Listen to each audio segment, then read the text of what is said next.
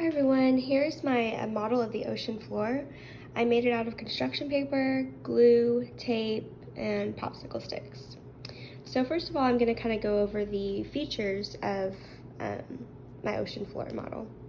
First, we have the continental shelf, which are both over here, continental slope, which are right here on both sides.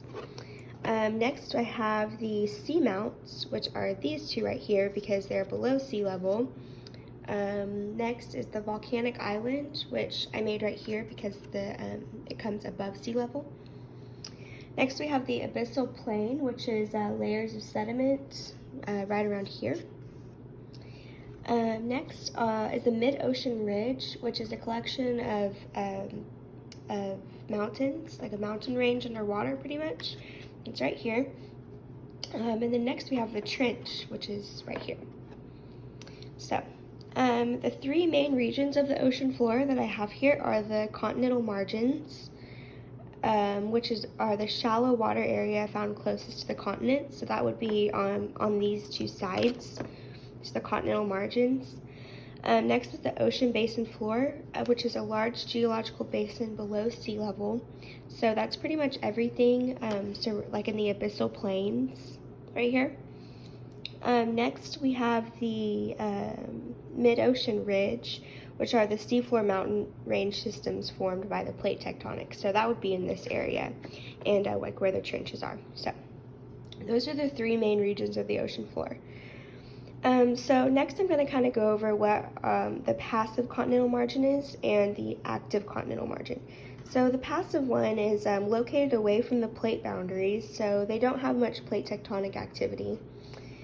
They're wider and then they're less sloped than active. So I labeled my passive continental margin on this side, although it is really sloped from this box.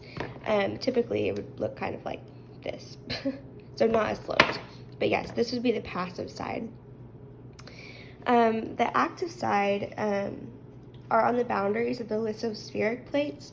So there's high tectonic activity resulting in the formation of volcanoes, earthquakes, and trenches. So that would be located on this side because it is the steeper side of my model. And there are trenches and the mid-ocean basin right there.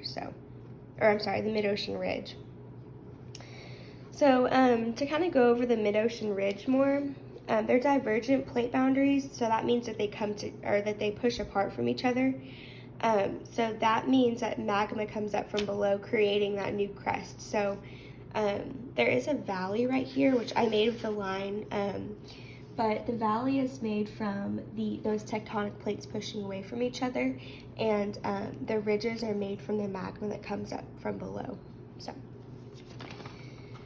the ocean trenches form where crestal plates plunge back into the mantle. So in here, it's the divergent plates pushing away from each other, and then they go into the mantle, creating that dip, that trench. It's associated with convergent plate boundaries. So, so that means that they push together, yeah. Volcanoes and seamounts are formed from plates converging too.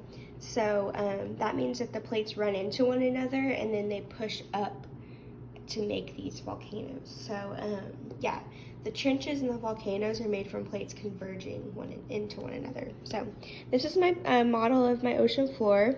Thank you guys for watching.